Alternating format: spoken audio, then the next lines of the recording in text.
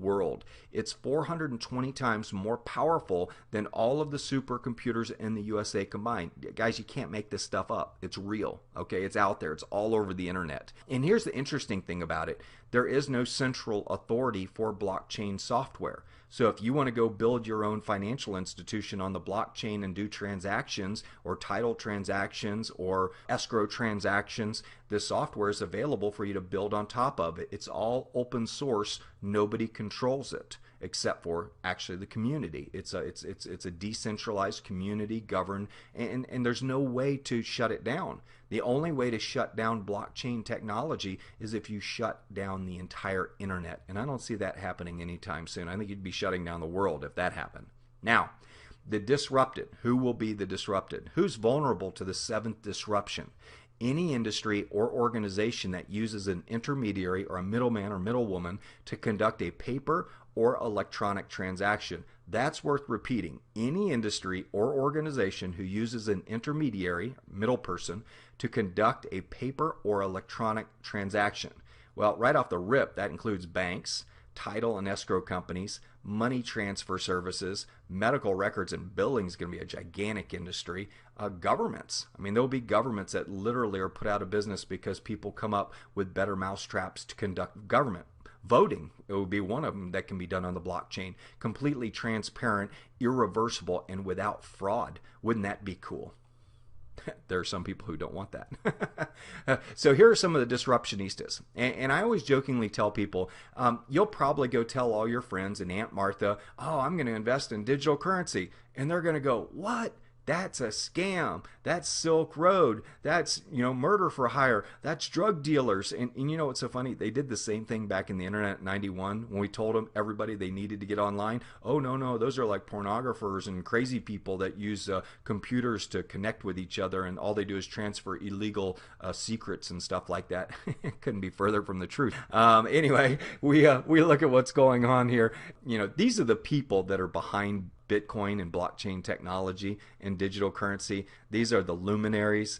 These are the experts. These are the investors. I mean, Richard Branson, the guy's a billionaire. I think he's got more cred than your Aunt Martha or even your father or even your financial advisor who doesn't even know what blockchain technology is. Mark Andreessen, the internet browser that you're viewing this presentation through, that dude invented it, okay? And he says this will change everything, digital currency, referring to digital currency. And that's the guy that invented the internet browser. And he's saying digital currency will change everything.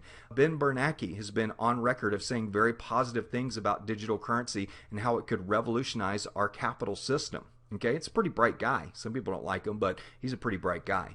There's a guy named Eric Schmidt. He's the CEO of a small company called Google.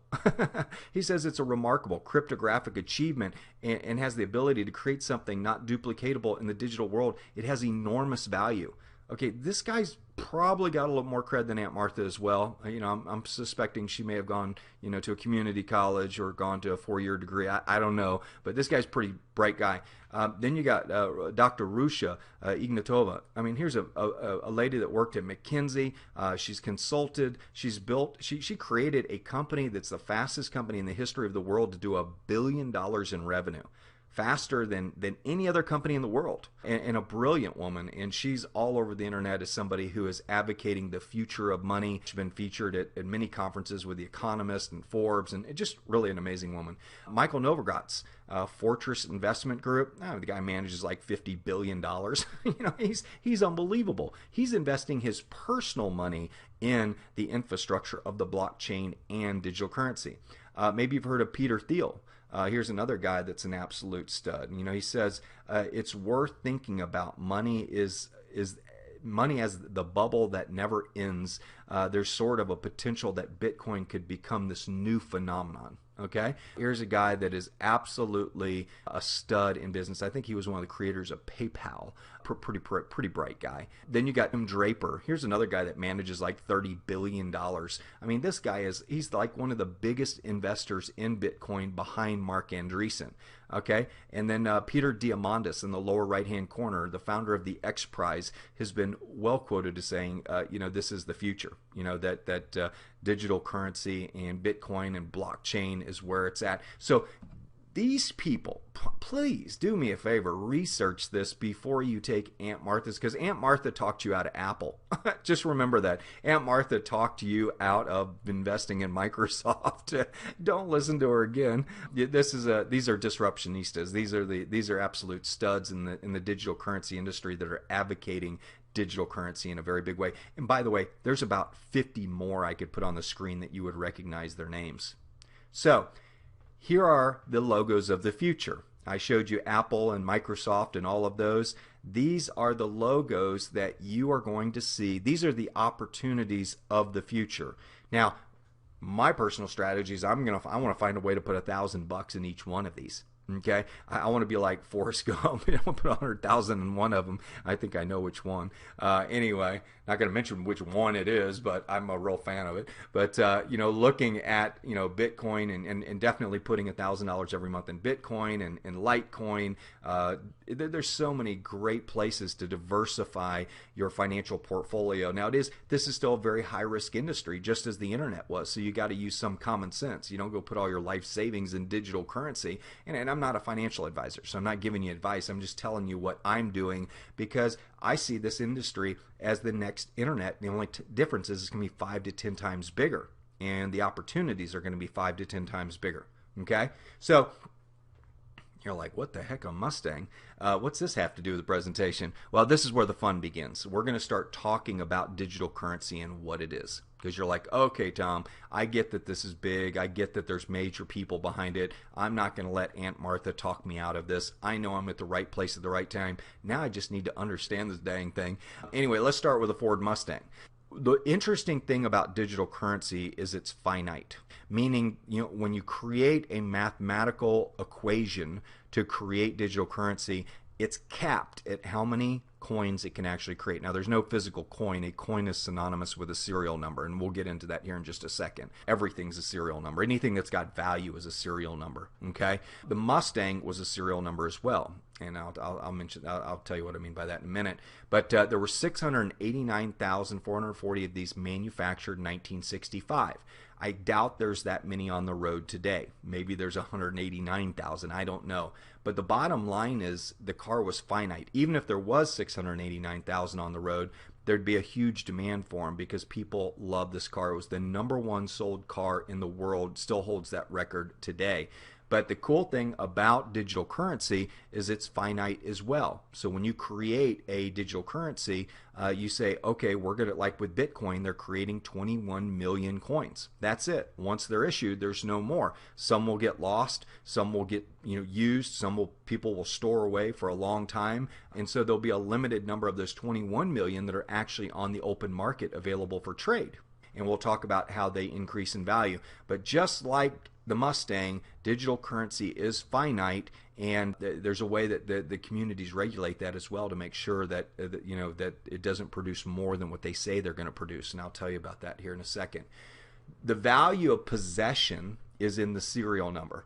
You can own a Ford Mustang, but if you don't have that title with that serial number in the upper left-hand corner and you don't show ownership of it, then that Mustang is worthless to you. Okay, you might be able to go sell it for scrap. You might be able to sell it to somebody without a title, but it's certainly not for the value that you could if you had the title and the serial number. So the VIN number, the vehicle identification number, is unique on every single one of those 689,440 Mustangs. Okay, each number was different. Well, guess what? If you pull out any bill in your pocket, you will find out that they all have serial numbers as well. And that's really where the value is. Without that serial number on that $100 bill, that serial number is worthless. It's worthless anyway. It's a promissory note that owes a whole bunch of debt behind it. But that number is basically a CUSIP number, a bond number that's tied to an issuance of debt, which means the holder of that is responsible for the debt.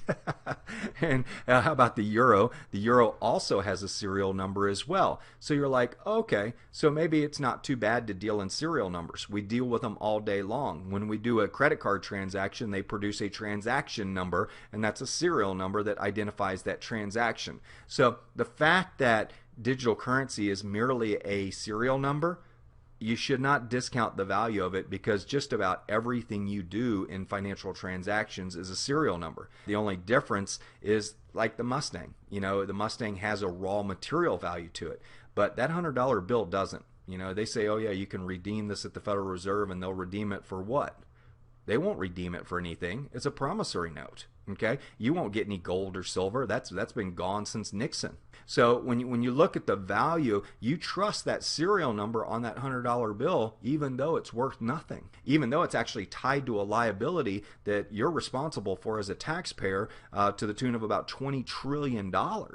Okay, I like handing people $100 bills. Say, here, would you like this $100 bill? And they go, oh yeah, absolutely. And I say, well, great. Here's a promissory note for $1,480, because if you take this, that's what you owe in return. That's what you're on the hook for. And they're like, why is that? It's because that's how much debt we have, and you as a taxpayer are responsible for it. So the U.S. government has done a great job of basically imprisoning us, with debt, to where people have to continue work, pay for their Ford pickup or their Chevy pickup or whatever car they have, because debt is the ultimate imprisonment tool. And I don't think you'll argue with me. And I'm not saying every country does that, not just the United States, but it's a way to keep people on the plantation and keep them working. And I hope you're not offended by that example, but in reality, when you look at the dynamics of it, I'm not far off. The idea is, can you live on the plantation without debt and without having to, work if you don't want to? That's the big question. Okay, and if I could answer that, you could, with the way we're doing business, and I'm excited about that.